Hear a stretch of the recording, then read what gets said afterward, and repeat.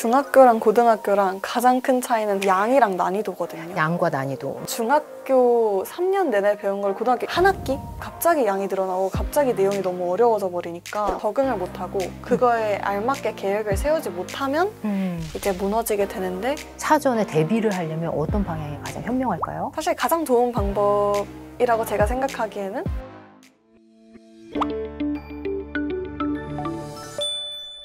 안녕하세요. 교육 고민을 대신 물어봐주는 교육대기자TV, 저는 대기자 방종임입니다. 이제 곧 기말고사죠. 고등 때 전교 1등을 한 번도 놓치지 않은 내신 시험의 끝판왕과 함께 기말고사 잘 보는 법, 내신 시험 잘 보는 핵심 원리에 대해서 오늘 알아보도록 하겠습니다. 안녕하세요. 저는 공스타그램에서 서리로 활동하고 있는 서울대학교 2, 3학번 광민정입니다. 네, 만나서 반갑습니다. 제가 알기로는 고교 내신에서 한 번도 전교 1등을 놓치지 않은 1.0으로 알고 있거든요. 맞나요? 네, 맞습니다. 예, 그래서 6개 의대에 다 합격한 걸로 알고 있어요. 고등학교 때를 돌이켜봤을 때 내신 시험에서 이렇게 한 번도 실수도 안 하고 1.0을 유지할 수 있었던 핵심 원리, 비결 한 3가지 정도만 꼽아주신다면요? 일단 첫 번째는 수업 잘 듣기. 이거는 정말 당연한 일인데, 네네. 선생님이 출제를 하시다 보니까 뭔가 기존의 자습서 같은 뭔가 보편적인 기준이랑 다르게 선생님이 말씀하시는 부분들이 분명히 있을 거란 말이에요. 선생님만의 해석으로 이제 풀어내는 부분들이, 그런 부분들을 잡아내기 위해서 선생님 수업을 열심히 들어야 되는데, 근데 예습을 미리 해놓지 않으면은 선생님이 교과서랑 어느 부분을 다르게 나가는지를 볼 수가 없고 그냥 선생님의 진도를 따라가기에 약간 급급하게 되거든요. 네네. 그래서 예습이 되게 중요했던 것 같고, 예. 제 기준으로는 뭐 국어 같은 경우에는 이런 질문들이 있으면은 자습서에 그 질문들에 대한 대답이 쓰여 있거든요. 본문에 대한 그 질문, 꼬리 질문들이 작게 써져 있는 것들이 있단 말이에요. 그래서 교과서의 빈칸을 모두 채워 놓는다의 느낌이었어요. 그걸 사전에요? 네, 그걸 그 수업을 미리. 하기 전에? 네.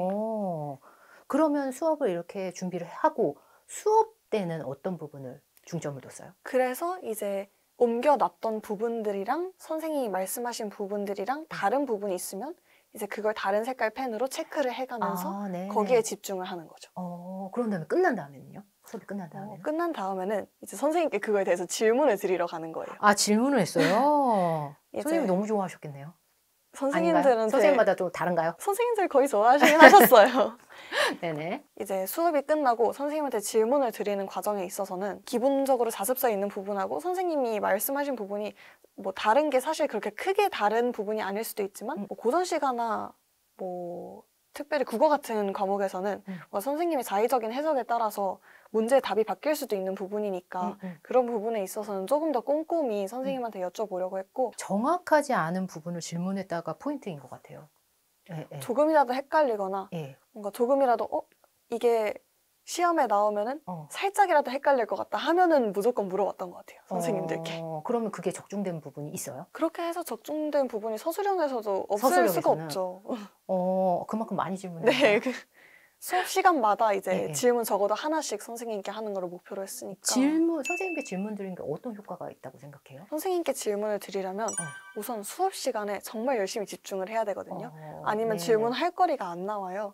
그래서 수업 시간에 집중을 하게 하는 거랑 이제 끝나고 선생님이랑 그렇게 편하게 이제 질문하고 여쭤보다 보면은 선생님이랑 친밀감도 이제 높아지고 근데 그러면은 또 수업 시간에 더 집중을 잘하게 되니까 뭔가 선순환이 생기는 것 같아요. 첫 번째가 수업 잘 듣기였고 두 번째는 뭘까요? 이게 별거 아닐 수 있겠지만 저는 항상 내신 시험을 준비하면서는 마지막에 목차를 쭉 써봤거든요. 사실 교과서에 목차가 적혀 있는데 그거를 보는 사람이 그렇게 많지 않거든요, 생각보다. 그럴 것 같아요. 그런데 이제 만약에 자기가 공부를 충분히 다 했다? 싶으면은 마지막에 목차를 써보는 것도 굉장히 좋은 것 같은 게, 자기의 그 모든 정보들이 머릿속에 들어가 있을 수는 있는데 그게 생각보다 그 항목별로 묶여있지 않을 수가 있어요. 공부를 하다 보면 문제를 풀다 보면은 이제 자연스럽게 단원별로 묶여있는 문제들을 많이 풀게 되는데 그러다 보면은 이 문제들이 섞여서 나왔을 때 이 문제는 어디 부분에서 나온 문제구나라는 거를 인식하는 게 조금 어려울 수 있거든요. 근데 그거를 목차를 한번 적고 그 목차를 기반으로 해서 백지 테스트를 하다 보면은 조금 더 깔끔하게 정리되는 것 같아서 목차를 써보는 것도 되게 중요한 방법인 것 같아요. 뇌의 빈 공간들이 그걸로 채워줄 것 같아요. 네. 이번에 서울대 의대 1학년 찐 합격 노트라는 이번에 책을 좀 냈는데요.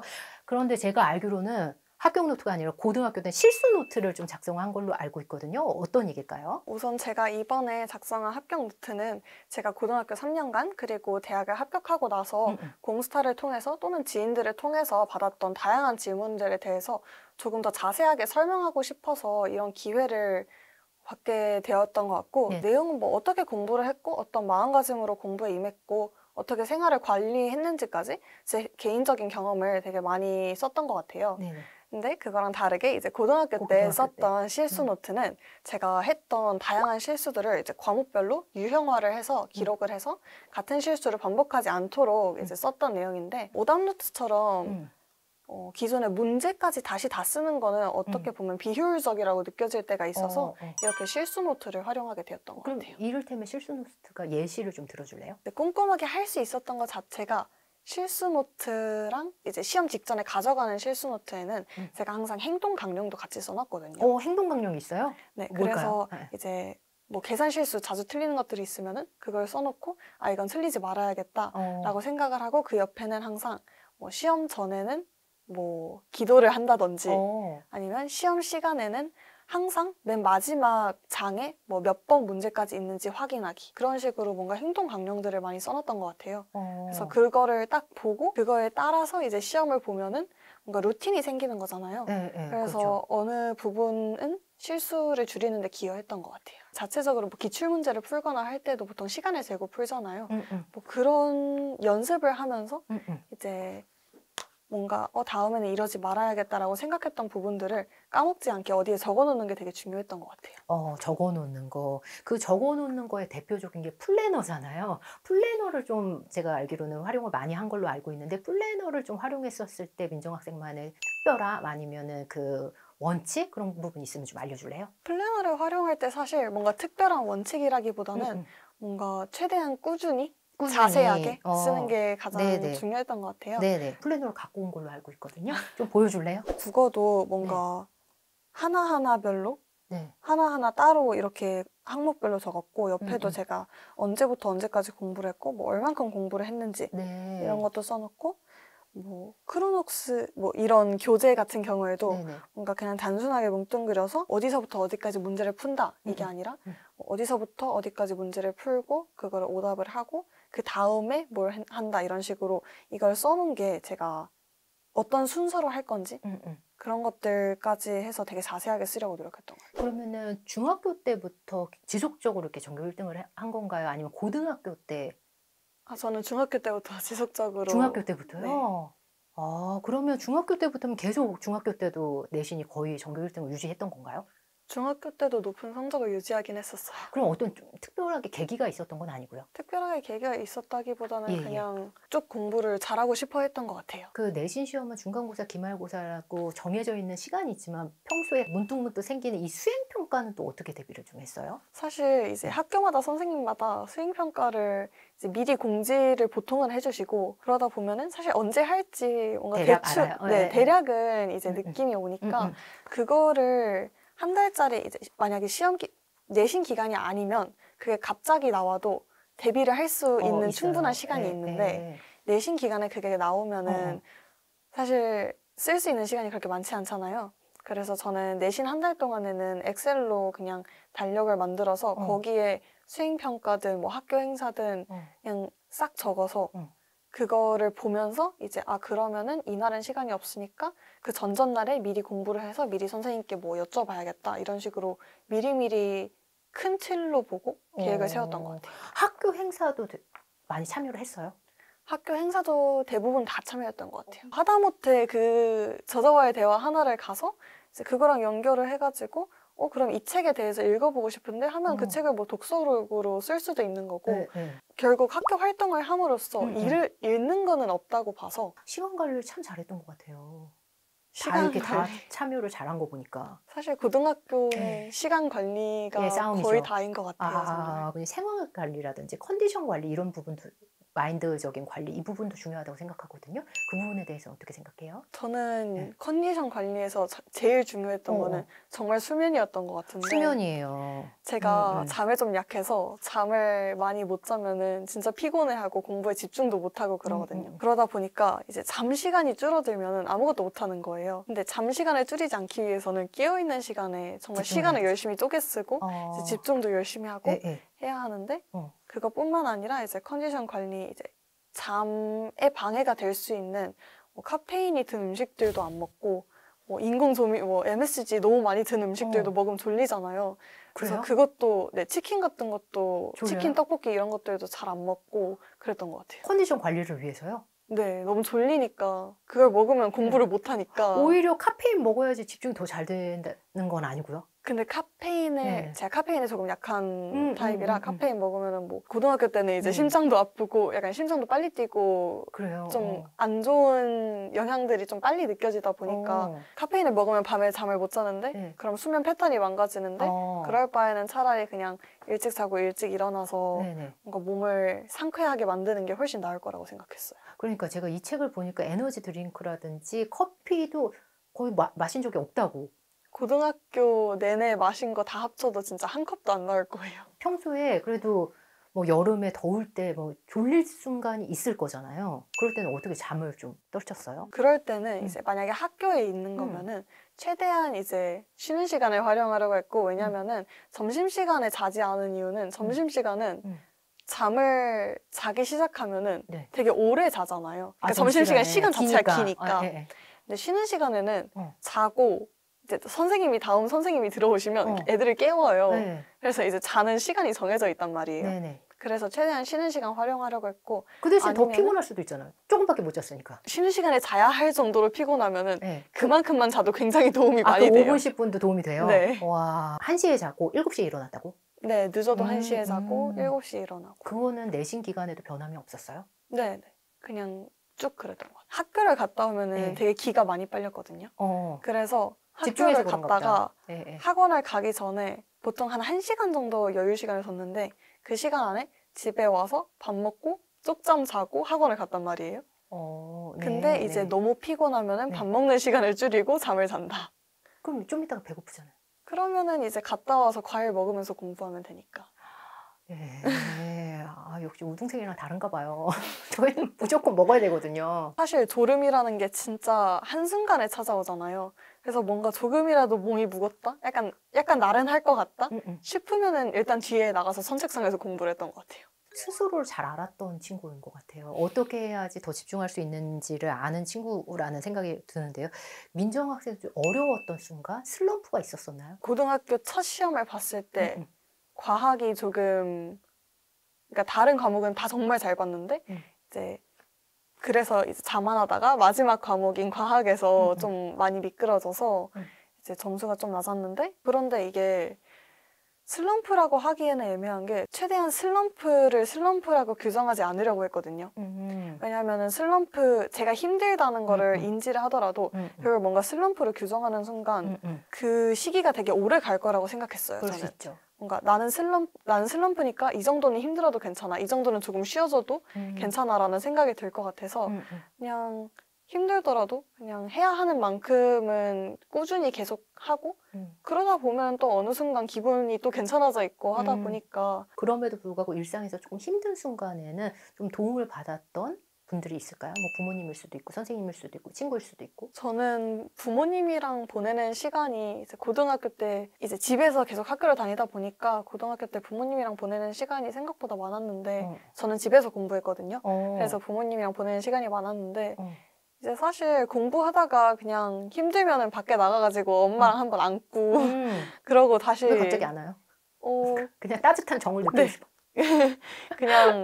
그냥 뭔가 신체적으로 힘드니까 한번 안고 다시 들어가서 공부하고 아니면은 뭐 씻으면서 엄마랑 수다 떨고 그렇게 소소한 부분들이 도움이 많이 됐던 것 같아요. 대화의 주제는 공통적인 게 있었을까요? 거의 학교생활 얘기였죠. 학교생활 얘기. 오늘 뭘 했는데 뭐가 힘들었다, 뭐가 하기 싫다, 뭐 하고 놀고 싶다 이런 식으로 얘기하면은 뭐 엄마가. 부모님의 리액션은 어떠셨어요? 엄마의 리액션. 하기 싫은 게 당연하지. 그래요? 조금만 더 하면은 끝난다.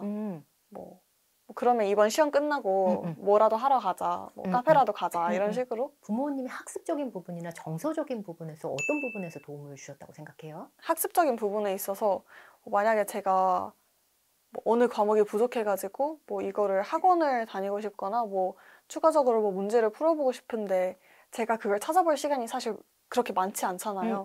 그러면은 이제 엄마한테 그런 부분을 부탁하면은 이제 그런 부분에 대해서 찾아봐 주시기도 하고 정서적인 부분에 있어서도 항상 같이 있으니까 부모님이 둘 다 되게 듬직한 존재였던 것 같아요. 제가 못하더라도 네.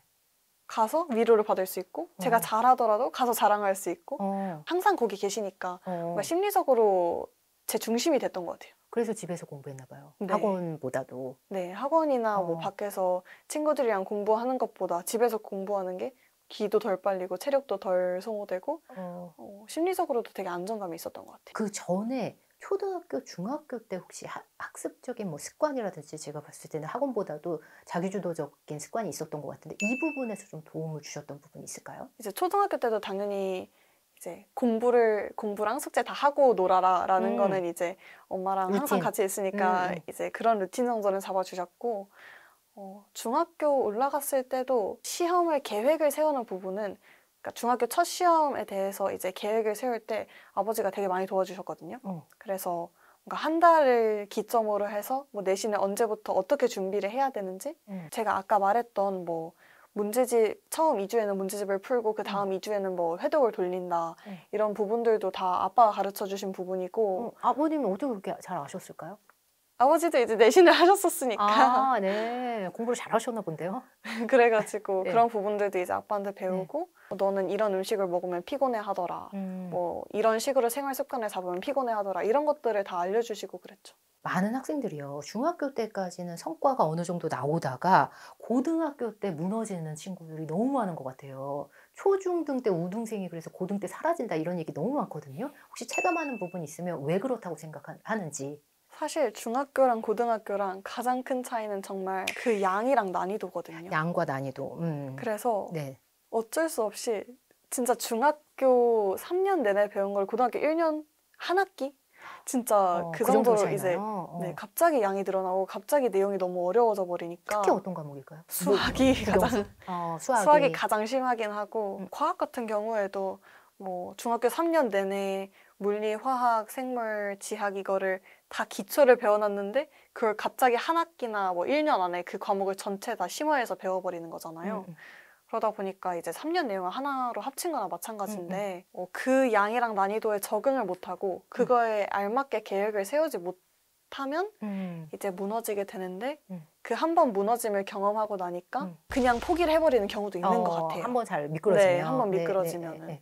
사실 수시라는 게 뭔가 꾸준히 잘해야 한다는 그렇죠. 부분이 좀 크다 보니까 그런 것 같은데 그럼 이거를 사전에 대비를 하려면 어떤 방향이 가장 현명할까요? 사실 가장 좋은 방법이라고 제가 생각하기에는 자기가 갈 고등학교를 다니는 이제 선배들 중에서 이제 아는 선배들한테 내신의 패턴이라든지 네, 내신 패턴이라든지 어느 과목이 어렵다든지 그런 부분들을 조금이라도 이제 듣다 보면은 뭔가 듣다 보면 익숙해지는 그런 내적 친밀감이 학교에도 생기거든요. 근데 고등학교 때는 그 양이 갑자기 늘어나다 보면은 꾸준히 이만큼씩 해야지가 생각보다 잘 안 되니까 안 될 수 있죠. 그냥 차라리 처음에 일단 최대한 할 수 있는 만큼 많이 해보고 그 다음에 그거에 맞춰서 그러니까 자기가 얼만큼 할 수 있는지에 맞춰서 조금씩 계획을 수정해 나가는 게 필요한 것 같아요. 얼마나 할 수 있는지를 좀 파악하는 그 부분이 필요한 것 같다. 그리고 학교에 대해서 선배라든지 그 학교에 대해서 정보를 좀 알았으면 좋겠다라고 얘기했는데 민정 학생도 좀 그런 편이었어요? 네, 애초에 저는 초중고를 다 동네 학교를 나왔다 보니까 기숙사나 이제 통학 거리가 먼 거는 체력적으로 힘들 것 같아서 이제 중학교 때 이렇게 잘했는데도 특목고를 그래서 생각을 안 했나 봐요. 네, 그래서 동네 학교를 가는 게 더 나을 것 같았고 중학교 3학년 때 의대를 가고 싶다는 생각을 했다 보니까 이제 일반고 중에서도 과학 중점 학교가 주변에 있어서 그 커리큘럼을 보다 보니까 되게 다양한 과학을 이제 애초에 10과목 넘게 배우니까 그런 부분에 있어서도 뭔가 의대에 있어서 다른 학교에 비해서 마이너스가 될 것 같진 않다라는 생각으로. 저희는 학부모님들을 굉장히 많이 보는 채널이에요. 그래서 시험 기간에 민정학생이 우리 부모님이 이렇게 해줬던 부분이 시험 기간에 많이 도움이 됐던 부분? 혹시 오늘 얘기한 것 중에 겹치지 않는 선에서 혹시 팁을 좀 준다면요? 정말 사소할 수 사소한 거 있지만 너무 좋아요. 뭔가 피곤할 때 약간 간식 같은 거 사다 주는 것도 예. 제가 항상 뭔가 되게 피곤해 보이면은 부모님께서 뭐 마카롱이라든지 뭔가 마들렌이라든지 뭔가 먹어보지 않았던 새로운 간식?